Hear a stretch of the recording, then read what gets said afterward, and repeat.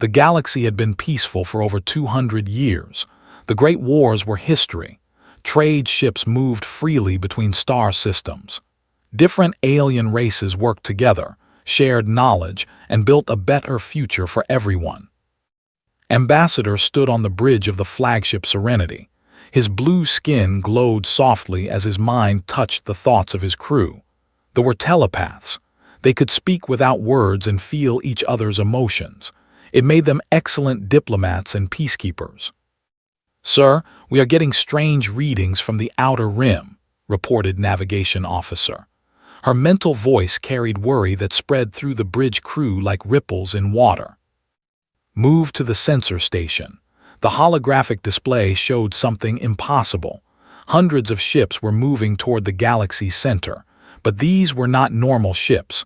They looked like living crystals, pulsing with dark energy. "Run a deep scan," ordered. "Contact the Science Council, they need to see this." They were the galaxy's best scientists. There was covered in massive computers and research facilities. If anyone could understand these strange ships, it would be them. Within an hour, Dr. Ra appeared on the communication screen. Her silver face showed confusion and fear. "Ambassador, we have never seen anything like this.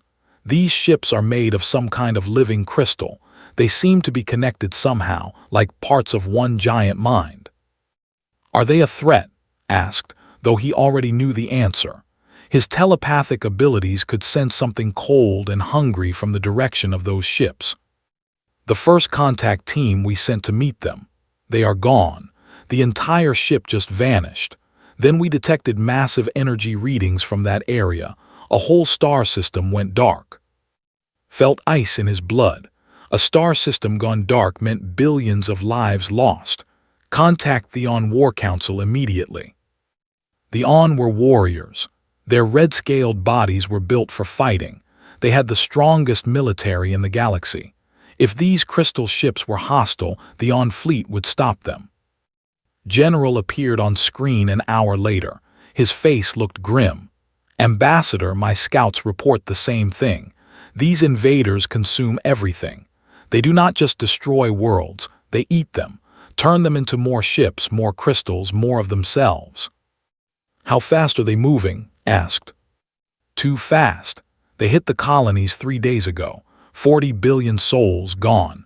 The worlds are now empty crystal spheres floating in space." Closed his eyes and reached out with his mind. He tried to sense any telepathic signals from the worlds. Nothing. Complete silence where once millions of minds had buzzed with life and dreams. "General, what do your war planners say? Can we stop them?" His large hands clenched into fists. "We will try, but Ambassador, I must be honest. My best commanders think we need help. These, as they call themselves, are unlike any enemy we have faced. They learn from every battle, they adapt, they grow stronger." Over the following weeks, the situation got worse. They moved like a plague across the galaxy.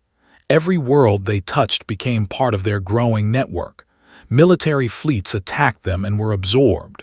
Entire civilizations fled their home systems, only to be hunted down in space. The Defense Force made a brave stand at the Omega Nebula. 3,000 ships formed a battle line. They had weapons that could crack planets and shields that had never been broken. The battle lasted 6 hours. When it ended, they had 3,000 new crystal ships and they were extinct. Stood in the Emergency Council chamber. Representatives from every major civilization in the galaxy sat around the curved table. Fear filled the room like a toxic gas. "The situation is clear," announced Chancellor of the. "At their current speed, they will reach our core worlds in 60 days. We must evacuate or find a way to stop them." "Evacuate to where?" demanded High Priest of the Worlds. "They are spreading in all directions. Soon there will be nowhere to run." General slammed his fist on the table. "My fleets will not run. We will fight them at the barrier gates. Every ship, every warrior. We will make our last stand there." "And when you lose," asked Dr. Ra quietly, "what happens to the billion refugees behind the gates?" Silence filled the chamber.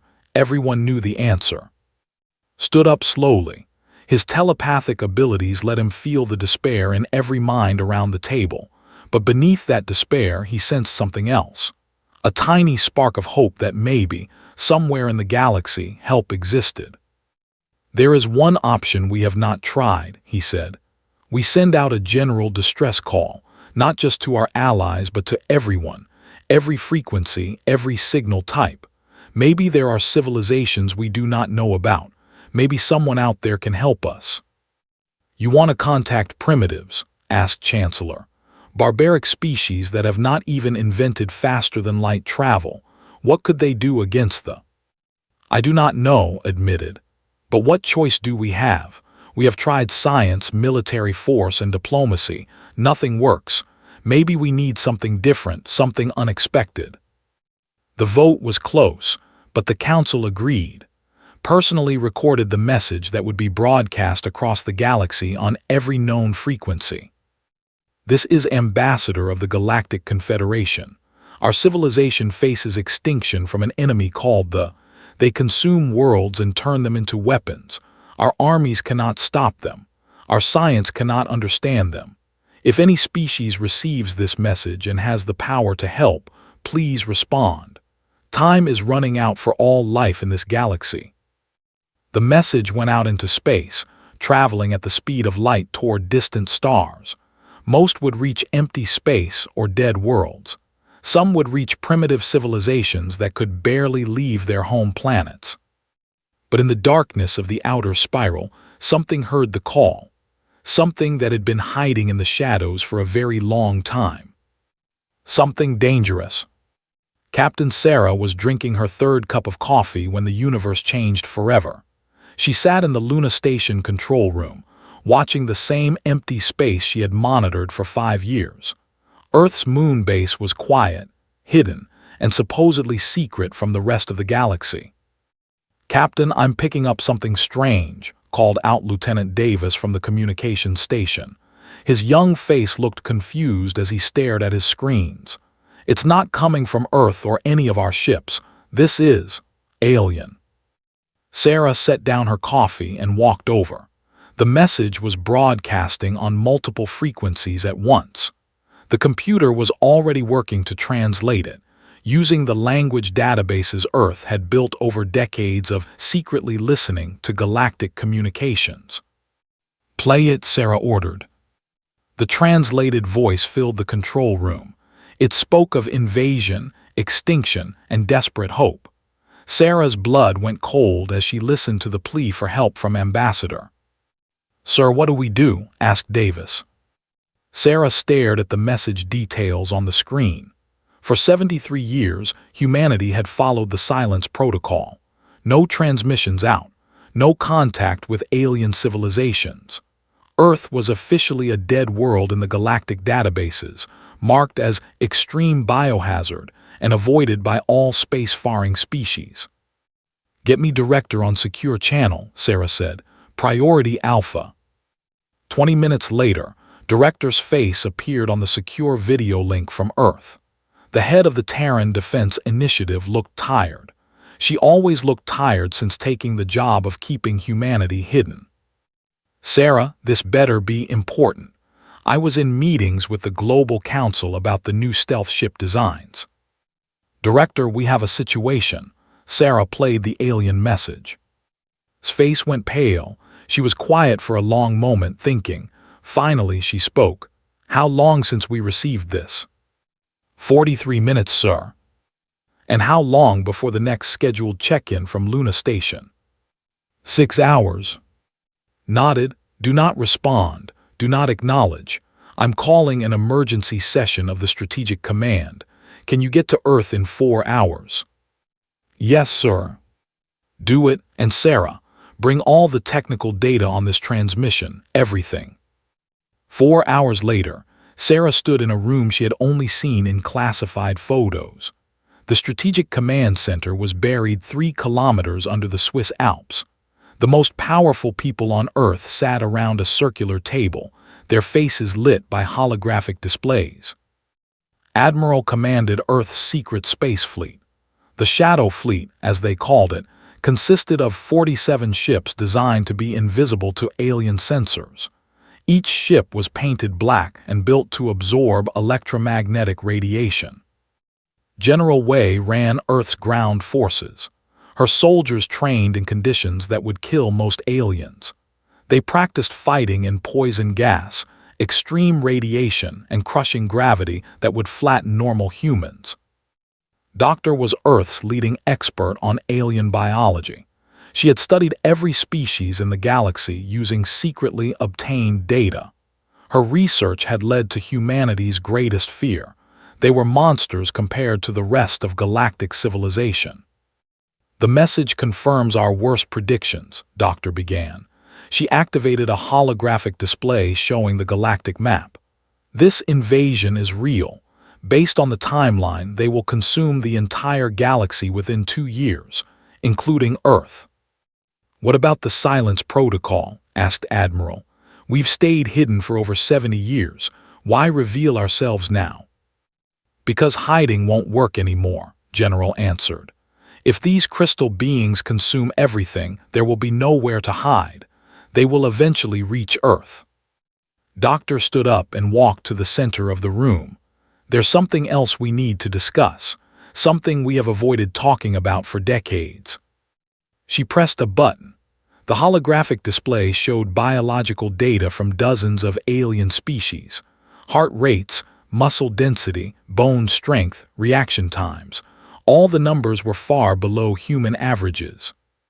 The rest of the galaxy thinks we're dead because our world is too dangerous for life. They're wrong. We're not dead. We're what this planet created to survive. Every human in this room could tear apart most aliens with their bare hands. Our weakest soldier is stronger than their best warrior. Sarah felt a chill run down her spine. She had read the classified reports, but hearing it out loud was different. They communicate through telepathy because physical confrontation would kill them, Doctor continued. They build computers to think for them because their brains evolved for cooperation, not competition. The On are considered fierce warriors, but their bone density is 60% of a human child's. So we could help them, said General. We could fight this threat. Yes, Doctor replied. But then they would know what we are. They would know that Earth produces apex predators that view violence as a normal solution to problems. They would know that we have been watching them, studying them, learning their weaknesses for 7 decades. Admiral leaned back in his chair. They would see us as the greater threat. Eventually, yes. Think about it from their perspective. You discover that somewhere in the galaxy is a species of beings that can survive anything, kill anything, and has been hiding while studying you. What would you do? The room fell silent. Everyone knew the answer. The galaxy would unite to destroy Earth before humanity could destroy them. Director stood up. The question is simple. Do we help them and reveal ourselves, or do we stay hidden and hope they don't find us? If we help them, we save the galaxy but probably doom humanity to future war, said Admiral. If we don't help them, the galaxy dies and we die with it, replied General. Sarah cleared her throat. All eyes turned to her. She was the lowest-ranking person in the room, but she was the one who had received the message. There's a third option, she said carefully. We help them, but we control how much they learn about us. We show them just enough to stop them, but not enough to realize how dangerous we really are. Doctor shook her head. Impossible. The moment we make contact, they will scan us, study us, analyze us. Our biology alone will terrify them. Then we make sure they're more afraid of them than they are of us, Sarah continued. We time our arrival perfectly. We show up just when they need us most, fight the enemy, win, and disappear before they can study us too closely. Director looked around the table, all in favor of option 3. Every hand went up. Admiral, how long to prepare a contact mission? 72 hours if we use existing ships and crew. Do it, but remember this mission has to look primitive enough that they don't realize our true capabilities. Old technology, simple weapons, basic ships. Admiral smiled grimly. "Director, our primitive weapons could glass their planets. Our basic ships could take on their entire fleet." "Exactly my point. Be careful how much you reveal." Sarah found herself assigned as the contact officer for the mission. As she prepared to leave Earth's solar system for the first time, she wondered if humanity was making the right choice. In 73 years of hiding, they had never made contact with alien life.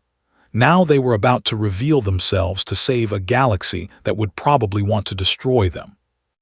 The message went out on the same frequency as the distress call, but from an uncharted region of space. "Help is coming. Prepare for unexpected allies." Earth's shadow fleet began to move through space toward a war that would change everything. The CSV Harmony floated in space near the besieged world of 442b. Ambassador stood on the bridge, watching the planet burn below them. They had landed 3 days ago and were slowly converting the world's surface into crystal formations. "Sir, we have unknown ships approaching," reported the sensor operator. Her mental voice carried confusion and fear. Turned to look at the tactical display. 5 massive shapes were moving toward them, but the sensors couldn't get clear readings. The ships seemed to absorb all electromagnetic radiation, appearing as dark holes against the star field. "Are those our reinforcements?" asked Captain of the on-cruiser Blood Honor. The red-scaled warrior had been fighting for weeks and was eager for help. "Unknown," replied. "They're not responding to our communications, but they're not attacking either." Dr. Ra's voice came over the communication system from her research vessel. "I'm reading something impossible. These ships are operating in a toxic atmosphere. The radiation levels inside those hulls would kill any known species in minutes." The largest of the dark ships moved closer. It was enormous, easily twice the size of the Harmony. Its hull was completely black and seemed to bend light around it. No running lights, no visible weapons, no markings of any kind. "This is UES Retribution requesting permission to come alongside," came a voice on the standard communication frequency. The language was rough, primitive, but the universal translator worked. Exchanged glances with his crew. The voice sounded different from any species they knew, harder somehow. "Unknown vessel, this is Ambassador of the Galactic Confederation. Please identify your species and home system." There was a pause before the reply came. "We received your distress call. We're here to help. Request permission to send a delegation aboard your vessel." Captain's image appeared on his communication screen.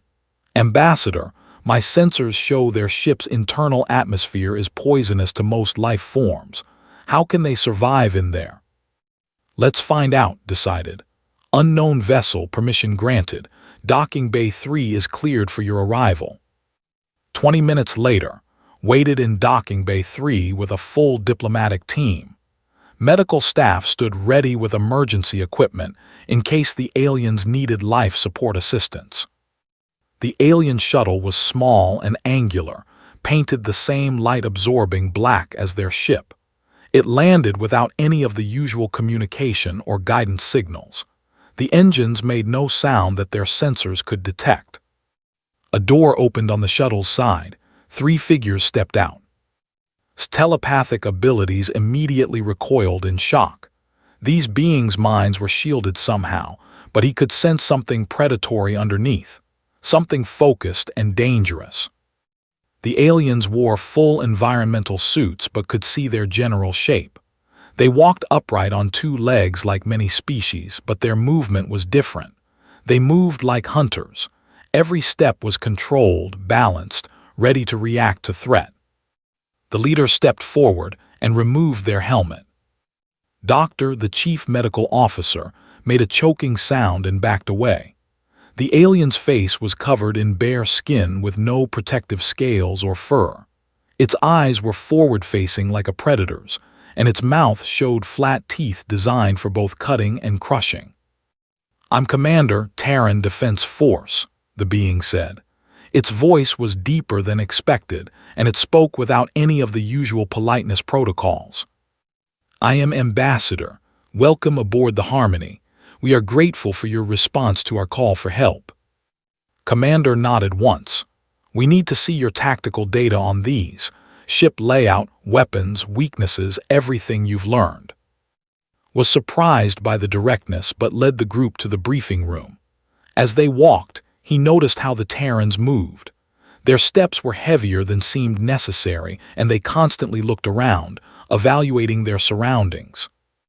In the briefing room, Dr. Ra was waiting with holographic displays of ships and battle data. When the Terrans entered, she froze. "These are the enemy vessels," she began, her voice shaking slightly. "They're composed of living crystal that can reshape itself. The individual units are connected to a hive mind that learns and adapts." Commander studied the display silently. One of her companions, a large male, spoke up. "What kind of weapons have you tried?" "Energy beams, kinetic projectiles, electromagnetic pulses, nuclear warheads," listed Captain. "Nothing penetrates their hulls effectively." The large Terran male turned too. "Looks like we'll need to go with boarding tactics." Dr. Ra looked confused. "Boarding tactics? You mean sending soldiers inside enemy ships?" "Standard procedure against unknown hostiles," replied. "We board, we analyze, we eliminate." Felt a chill through his telepathic senses. The way she said eliminate was casual, like discussing the weather. "Commander, our attempts at boarding have failed," Captain explained. "The internal atmosphere of ships is highly toxic, radiation levels that would kill most species instantly, crushing gravitational fields from their power cores." "Sounds like a typical Tuesday," commented the third Terran, a female with scars on her visible skin. The room fell silent. Dr. Ra's face had gone pale silver. "Did you say typical?" Looked at her teammates. "We should probably explain our situation. My ship is currently operating in what you would consider an extreme radiation field. Our normal atmospheric pressure would crush most of your crew. The gravity aboard our vessel is nearly 3 times what you're experiencing here." Captain's red scales lost some of their color. "That's impossible. No known species can survive such conditions." "We're not from a known system," replied. "Our world taught us to adapt to hostile environments. What you call deadly, we call inconvenient." Dr. Ra was studying her scanner readings from the Terrans. Her hands were shaking. "Ambassador, I need to speak with you privately." Excused himself and followed Dr. Ra into the corridor. "Sir, their biological readings are terrifying," she whispered. "Bone density 4 times our average. Muscle fibers designed for explosive movement. Cardiovascular system built for sustained high-stress activity. And their brain scans. They show constant tactical analysis patterns." "What does that mean?" "It means they're built for killing, sir. Every system in their bodies is optimized for violence and survival in conditions that would murder anyone else." Felt sick. "Are you saying they're dangerous to us?" "Sir, any one of them could tear apart our entire security team without weapons. They're apex predators from a death world." Back in the briefing room, was studying the tactical displays. "We'll need to coordinate our attack with your remaining forces. How many ships can you field?" 17 vessels, Captain answered, "but most are damaged and low on supplies." "That'll work. We'll handle the boarding actions. You focus on keeping the enemy busy while we eliminate their command structures." The casual way she discussed violence made everyone in the room uncomfortable. These Terrans spoke about battle like it was a normal part of life. "Commander," said carefully as he returned to the room, "our species typically try to find diplomatic solutions before resorting to warfare." Looked at him with those predator eyes. "Ambassador, your diplomats are dead. Your scientists are dead. Your warriors are dying. Sometimes the only solution left is violence, and we're very good at violence." The truth hit everyone in the room at once. They had called for help, and help had answered, but their saviors were something that made them instinctively afraid. Captain, the bravest warrior in the fleet, found his hands shaking as he looked at the Terrans. For the first time in his life, he was in the presence of something more dangerous than himself.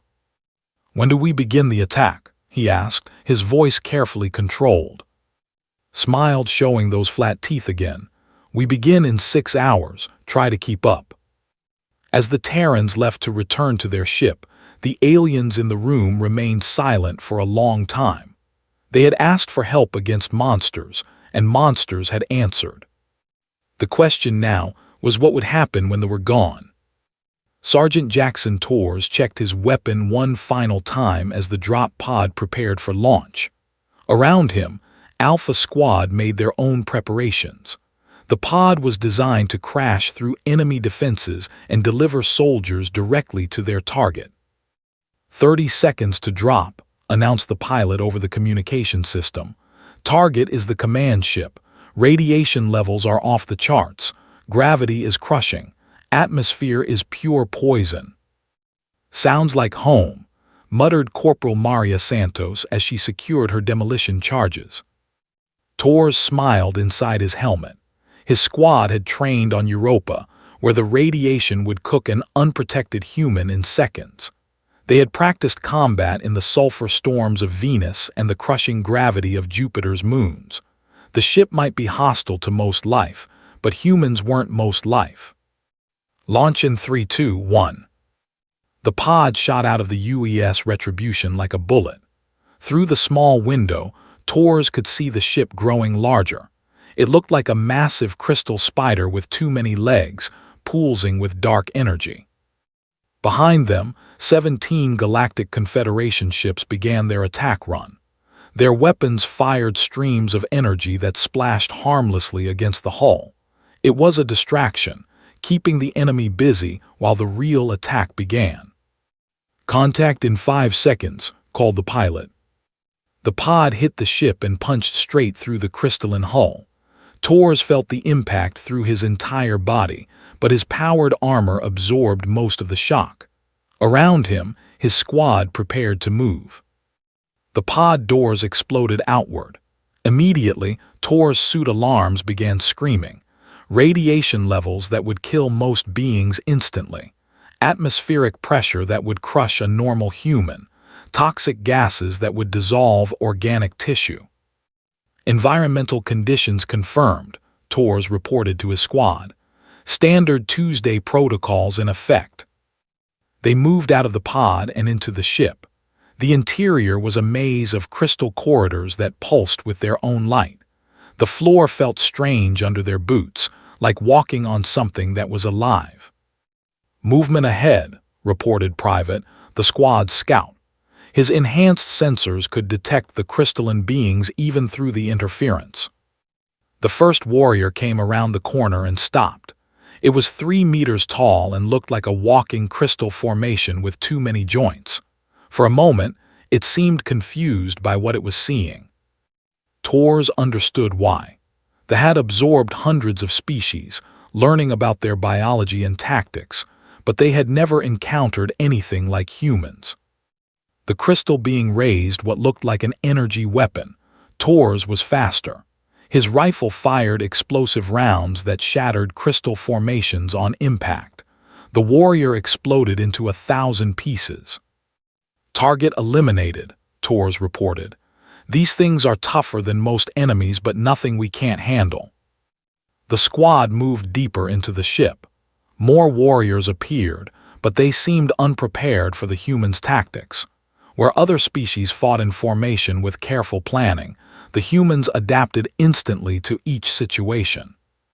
When they encountered a blocked corridor, Corporal Santos placed shaped charges that turned crystal walls into dust. When gravity fields tried to crush them, they used their powered armor to push through. When toxic gases filled the air, they kept fighting in conditions that would kill anyone else. "Torres, this is command," came Admiral's voice over the communication system. "How are you handling the environmental conditions?" "No problem, sir. Radiation is actually lower than our training scenarios. Gravity is manageable. The poisonous atmosphere is keeping us alert. On the bridge of the Harmony, Ambassador listened to the communication with growing horror. Dr. Ra was monitoring the human vital signs and looked like she might faint. "Their heart rates are completely normal," she whispered. "They're fighting in conditions that would kill us instantly, and their bodies think it's routine exercise." Captain watched the tactical display as Alpha Squad moved through the ship. They're not following any known military doctrine. They're improvising everything, but somehow it's working perfectly. Torres led his squad into what looked like a central chamber. Massive crystal formations covered the walls, pooling with information flowing through the hive mind. This was their target. Santos placed charges on the main crystal nodes. "Watch our back. Williams, find their power source." As they worked, more warriors entered the chamber. These were different from the first ones. Larger, more heavily armored, with weapons that fired focused energy beams. The humans scattered and took cover behind crystal formations. Torres analyzed the enemy tactics in seconds. They were used to fighting opponents who could be killed quickly. They were not prepared for enemies who could absorb tremendous damage and keep fighting. "New contact protocol," Torres announced to his squad. "These ones learn fast. Don't let them analyze our patterns." What followed was unlike anything in galactic military history. Where other species fought with predictable tactics, the humans changed their approach constantly. They used the environment as a weapon, turning the ship's own systems against its builders. Williams found the power core and realized it was a gravitational generator. Instead of destroying it, he overloaded it. Suddenly, sections of the ship began tearing themselves apart as gravity fields fluctuated wildly. Santos placed her charges not just on the crystal nodes, but in patterns that would create chain reactions. When they exploded, entire sections of the hive mind network would collapse. Discovered that the ship's communication system could be turned into a weapon. He fed garbage data into the network, confusing the warriors and making them attack each other. "Charges are set," Santos reported. "We have 2 minutes to reach minimum safe distance." "Define safe distance," Torres asked as they ran through collapsing corridors. "Honestly, for these charges, about 3-star systems." Torres laughed. "Then we better move fast." They fought their way back to the pod, but they had learned from the first encounter. More warriors blocked their path, using new tactics they had developed by studying the human attack patterns. But the humans had been expecting this. Torres led his squad through a route that took them through the most dangerous parts of the ship. Areas filled with radiation, crushing gravity, and toxic gases that would kill thee as easily as any other species. The crystal warriors followed them into these areas and began dying from environmental damage. The humans kept moving, barely affected by conditions that murdered their enemies. They reached the pod just as Santos' charges detonated. The explosion tore through the ship like a chain reaction. Crystal formations that had taken years to grow shattered in seconds. The hive mind network collapsed into static. As their pod shot back toward the Retribution, Torres watched the enemy command ship break apart. Other human squads had hit their targets as well. In 6 hours of combat, they had accomplished what the Galactic Confederation couldn't do in 6 months. "Command, this is Torres. Primary objectives complete. Enemy command ship is destroyed." "Outstanding work, Sergeant. Return to base for debriefing." But Torres was already thinking about the next target. They had dozens of ships in this system. Each one represented a tactical challenge to solve and an enemy to eliminate. On the bridge of the Harmony, Ambassador watched the human soldiers return to their ship. The aliens around him were silent, trying to process what they had witnessed. Captain finally spoke. "In 6 hours, they did more damage to the than our entire fleet managed in 6 months. "How?" asked Dr. Ra. How are they so effective? Thought about the question. Through his telepathic abilities, he had sensed something during the battle. The humans didn't just fight they enjoyed it. They saw each enemy ship as a puzzle to solve and each battle as a game to win. They're not fighting to survive, he realized. They're fighting because it's what they do best. The tactical display showed more ships approaching the system. Any other species would have retreated, regrouped, and planned a careful defense. Commander's voice came over the communication system. All ships, prepare for assault formation. We're going hunting. The humans were already moving toward the next target, eager for another fight. For the first time since the invasion began, they were running from someone instead of chasing. But as watched the human ships disappear into space, he wondered if they had solved one problem only to create a much worse one. What would the galaxy do with these predators when the war was over? 6 months after the first human attack, the Empire was dying. What had taken them decades to build across the galaxy was falling apart in weeks. Admiral stood on the bridge of the UES Retribution, watching the final battle unfold. The last command nexus hung in space like a massive crystal cathedral, pulsing with the combined minds of billions of absorbed beings. All ships report ready for final assault, announced his tactical officer. Around the nexus, the remains of the Galactic Confederation fleet waited in formation. 17 ships had grown to 43 as surviving vessels from destroyed systems joined the fight, but they all knew who was really winning this war. Admiral, we're receiving a message from Ambassador, reported the communication officer. The diplomat's image appeared on screen. He looked older than when they had first met, his blue skin pale and his telepathic glow dim. The war had taken a toll on everyone. Admiral, our sensors indicate the Nexus contains nearly 1 billion absorbed consciousnesses. If there's any way to save them. Understood the request, but he also understood reality. Ambassador, our analysis shows the absorption process is permanent. The original personalities are gone. What's left is just fuel for the hive mind. You're certain? I'm sorry. Closed his eyes.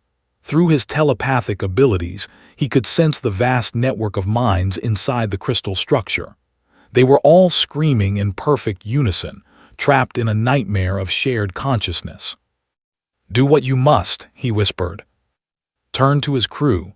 All ships begin final approach. This ends today. The human fleet moved toward the Nexus in a formation that would have seemed impossible to other species. Instead of staying in safe positions and firing long-range weapons, they flew directly into the crystal structure's defensive fields. They threw everything they had at the approaching ships.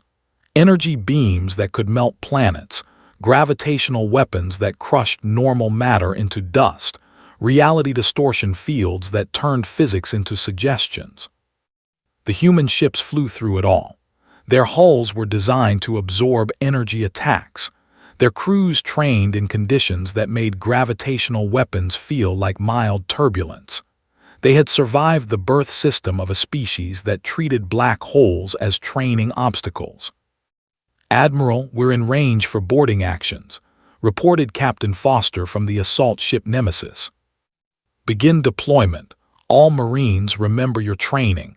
This is their last stand. They will throw everything at you. Thousands of human soldiers launched from the fleet in drop pods and assault shuttles. They crashed through the Nexus' outer defenses like missiles through paper. Within minutes, they were fighting inside the structure itself. Private First Class David led his squad through corridors filled with the crystallized remains of entire civilizations. The walls pulsed with stored memories of 1 trillion beings, all compressed into data streams for the hive mind. This place gives me the creeps, muttered Corporal Anderson as they moved deeper into the structure. Focus, ordered. We have a job to do. They reached the central chamber where the core intelligence resided. It was massive, a crystal formation the size of a city building that pulsed with malevolent awareness. They had learned much about human tactics over the months of fighting. This time, they were ready. The chamber filled with their most advanced warriors, beings that had absorbed the combat knowledge of 100 species. The battle that followed would be remembered as the most violent close combat engagement in galactic history. The humans fought with weapons that fired controlled explosions, threw grenades that turned matter into plasma, and used their own bodies as weapons when necessary. But it wasn't just their tools that made them deadly. It was their thinking. Where they followed logical patterns based on absorbed knowledge, the humans improvised constantly. They used tactics that made no sense, strategies that seemed suicidal, and weapons in ways they were never designed for. Squad reached the core intelligence just as the structure began to collapse. The explosions from other human teams were destabilizing the entire nexus. "Sir, we can't place charges here without taking out the whole structure," Anderson reported. "We won't make it out alive." Looked at the pulsing crystal core.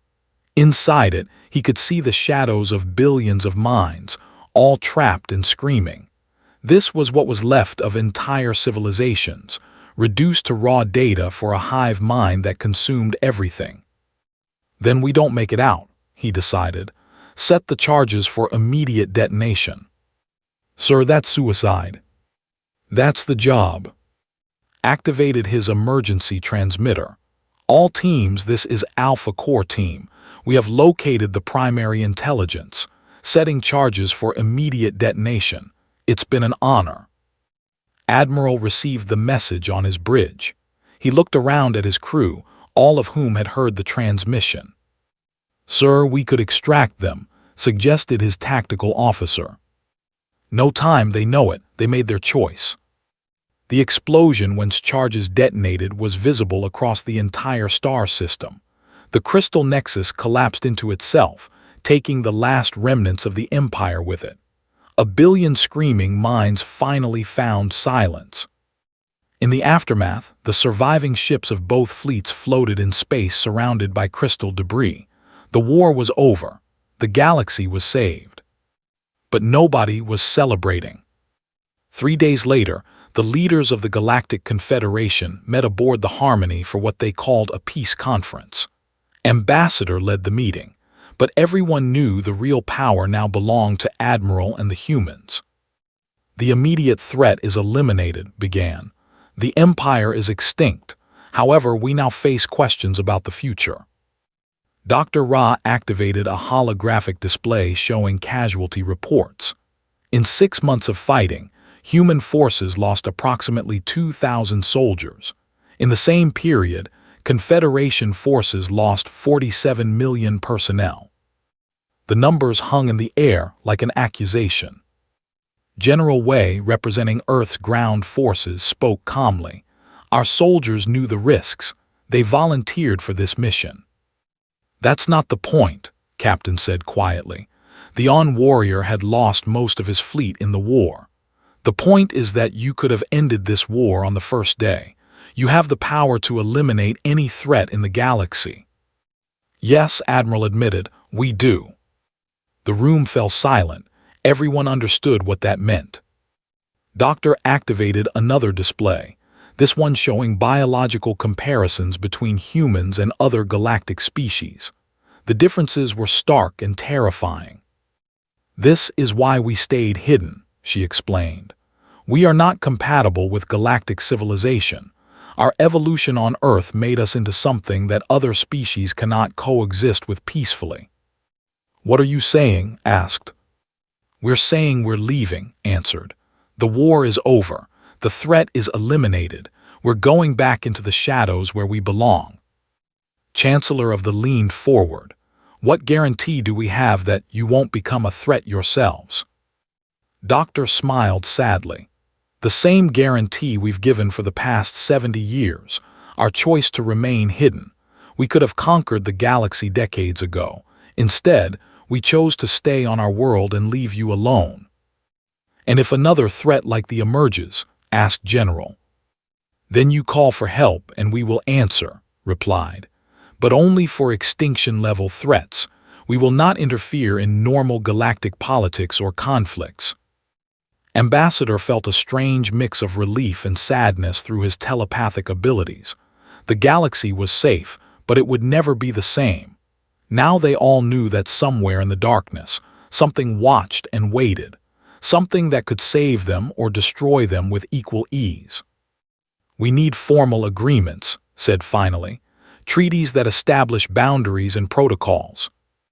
"Agreed," nodded. "We propose the Terran Accords. Earth remains quarantined and isolated.